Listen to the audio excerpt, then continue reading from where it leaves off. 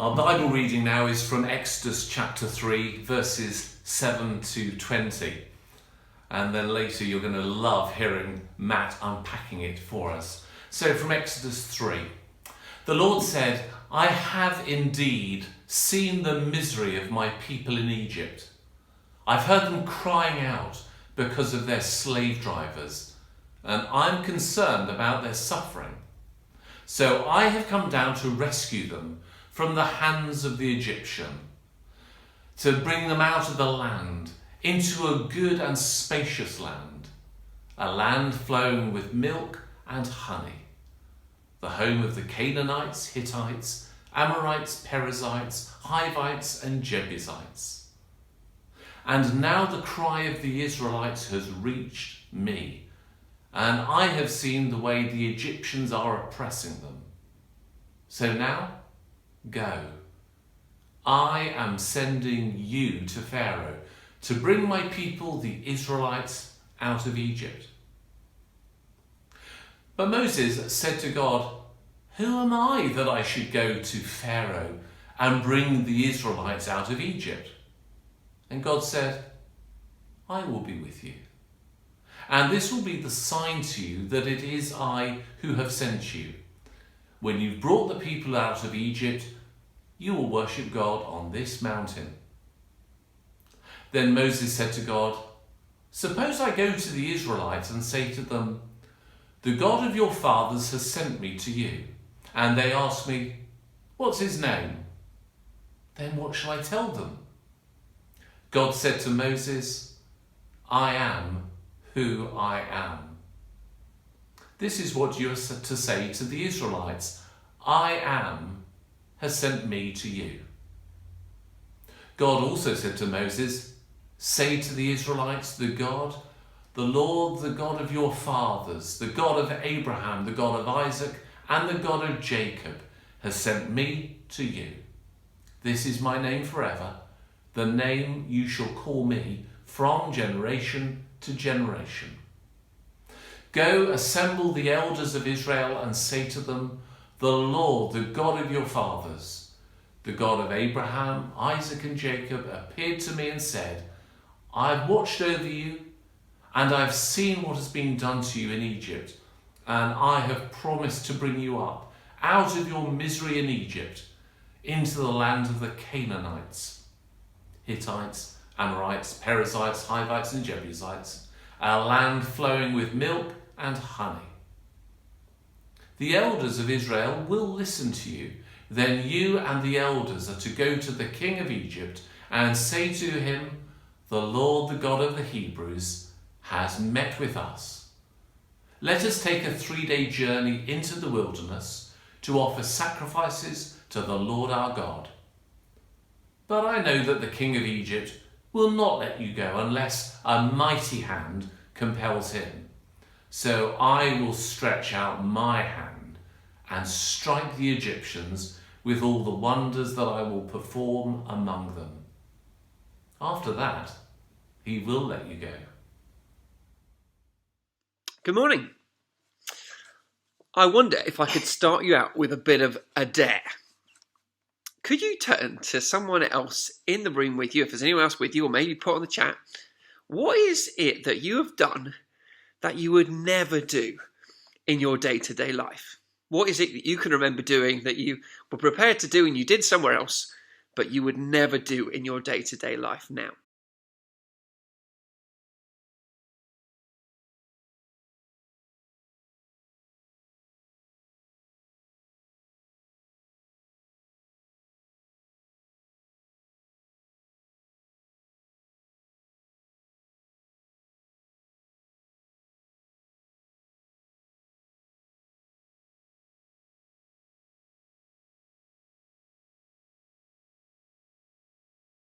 For me, in my life, when I was about 19, I went across to France and I went over there for the whole summer. And I didn't really know what I was getting involved with. I decided to go out on a missionary team. And I thought, well, I know how to speak a little bit. I know pretty much what the Bible's about. but I'm not quite sure what I'm going to end up doing. And it wasn't until I got all the way there, having been on the ferry and been on the train and all of that, and it wasn't until I got all the way there that they said, "You're in a street theatre team." And so every day this was my life. I would have my face painted all nice and white by someone who is more talented than I am now. And they'd make sure that it got everywhere so that you really couldn't see very much of the rest of me afterwards, which may have been a good thing. And then we'd go out onto the streets. And we'd already practiced a play, something that we would do. And we would tell people all about Jesus using a play. And I had some beautiful, beautiful white gloves that I would wear. And we would do jazz hands, as many of you who are theatrical know that you need to do. And we would tell people about Jesus. And it was completely amazing. Do you know, though, if you told me that tomorrow I was going to have to go into Salisbury and do this, I have to say I'd struggle a little bit. I wonder why. I wonder if you would feel the same.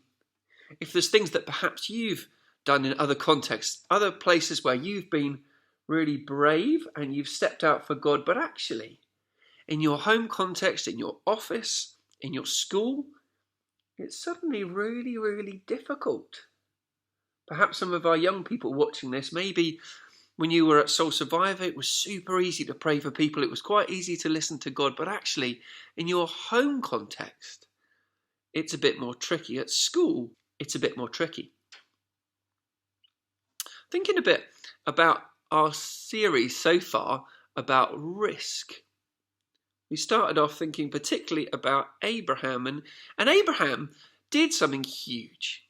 Abraham left his people, left his home, left his father's house. And he was led off by God to Canaan. But you know, today we're looking at Moses, and I think Moses is so much more challenging because, well, you might know the story of Moses. So Moses gets brought up in Egypt. He gets brought up by the Pharaoh's daughter.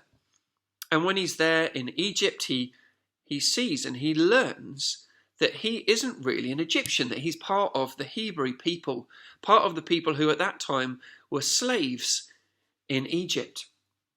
And so he discovers all of this, and he confronts one of the slave drivers, one of the Egyptians, and he ends up killing the slave driver.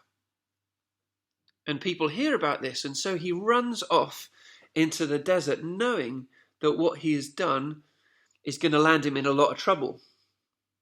That in itself is interesting, isn't it? Someone who grew up in the Pharaoh's household.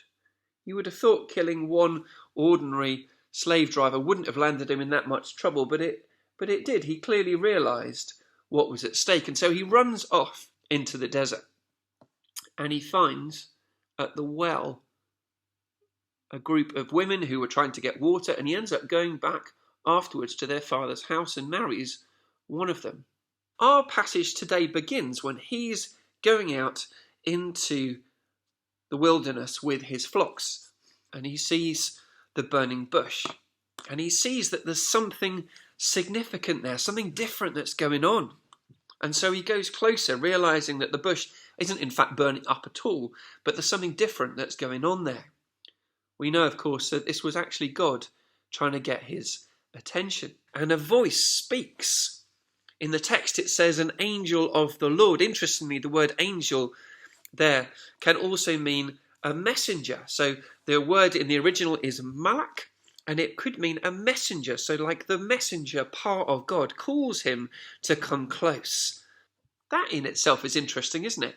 Why did God not just speak louder and command him from further away?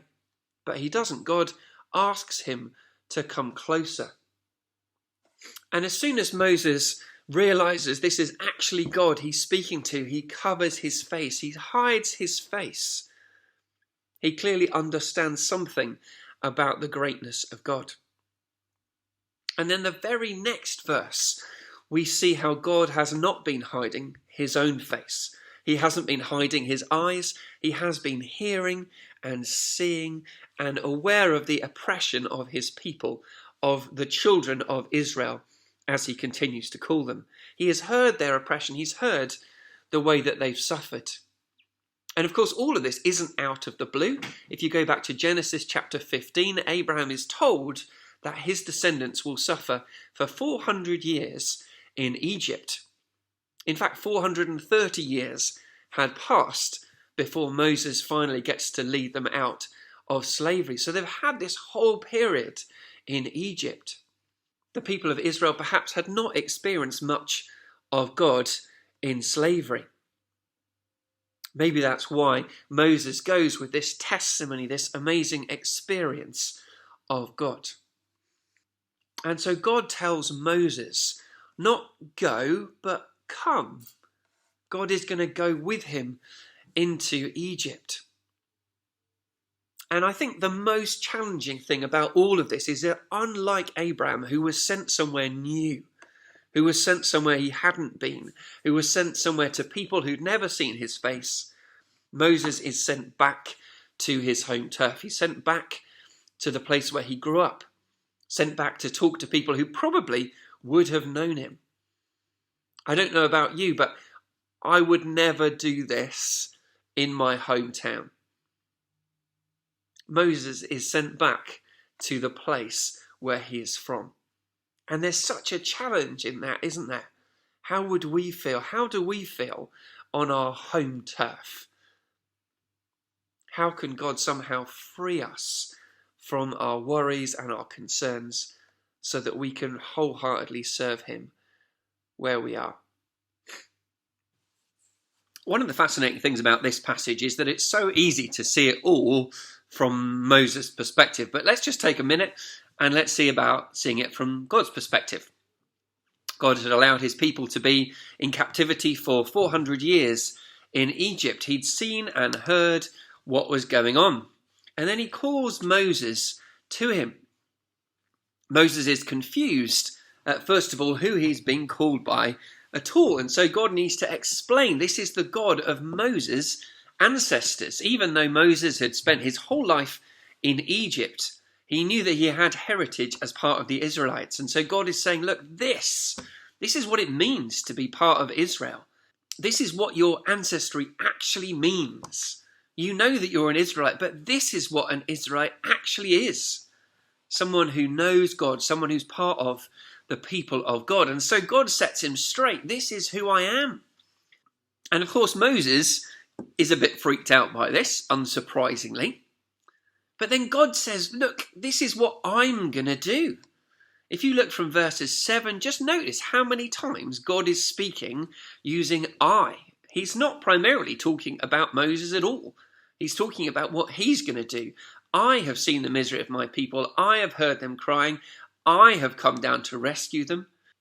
And I have seen the way that the Egyptians are oppressing them. So I am sending you. And I'm going to go with you. I think so often it's easy to feel intimidated by things, but actually it's God who is at work. When we read this whole account through God's eyes, God has a plan. God has heard. God wants to bring change. Which is why, in a sense, it's so odd that Moses turns around and says, but who am I to go? And it would be almost as if God would say, well, that's not the point. I'm going with you. I'm going to do that. Moses is saying, who am I to talk to Pharaoh? And God is saying, I'm the maker of all things. What are you talking about? Moses is saying, but the elders of Israel, they won't listen to me. And God's saying, but they're all my children. That's who they are. But I do love that God meets Moses where he's at, not just physically where Moses was at, but he addresses Moses by name. He shows that he knows him. He doesn't just command him from afar, but he beckons him to draw near, to have an experience of God right at the beginning of this journey. He even helps Moses with his questions. So when Moses says, but who shall I say sent me. God says, well, I am, or Yahweh. I am the one in whom all being finds its purpose. I have sent you. And so Moses is still not quite sure whether he is feel comfortable saying to them, I am has sent me. It's a bit of a cryptic thing, even though I am literally means Yahweh, which was the name of God. And so God gives him a bit more. God meets him where he is. And so God says, verse 15, say to the Israelites, the Lord, the God of your fathers, the God of Abraham, the God of Isaac, the God of Jacob, has sent you. In other words, this is your God. This is the God that you know. This is the God who was written about. This is the God who breathed the covenant, who made the covenant with your ancestors and is now going to fulfill that covenant through you. I love that God meets Moses where he is, in that Moses is intimidated. Perhaps it's for that reason that God says, take the elders with you to Pharaoh. I love that they do that together. So I wonder for you, as we come towards the end of considering Moses, as we think about the risks that he took, most of us, God sends us back to our home turf. God sends us back to the places we're familiar with, to the workplaces, to the schools, to the places that we're familiar with. But God says to us, I am going. I am changing. I am at work. I want you to choose to act, to choose to go, to choose to return to those places. But I am going to do something amazing and astounding in those places. So I wonder, perhaps for you this morning, this is a great opportunity to pray and just say, like Moses, who went back to his home turf, God, as you lead me back, often into the places where I know, will you give me renewed bravery? Will you help me to act differently? When Moses had been in Egypt and seen the injustice, his first reaction was violence to try and stop it by himself. Now he was going to go with God. The same purpose to stop the injustice, but the means would be so different. Perhaps God is calling us to be and to do and to step out in different ways in our home turf. So what is your home turf? Where do you find yourself normally? How have you encountered God? How has he drawn you close and said your name and welcomed you and given you experiences of him? And I wonder, what is he saying to you to go back into those places for? What does God want to see happen in your place of work? What does God want to see happen in your school, in your college? And perhaps like me, where I would never have wanted to do street theatre in my hometown, God would want to say, I am all you're going to need. I can make you brave. And you'll see me at work in ways that you never imagined. I'm sure Moses, intimidated as he was, running off away from those he was afraid of after he'd killed the Egyptian, never thought he would go back. Never thought he would have the credibility to go back. Never thought the people would listen to him. Never thought, perhaps even looking in the mirror, this was something God could use him for. And yet God does not cover his face. God opens his eyes and ears and sees and hears and says, go, and I am going to go with you and do great things through you.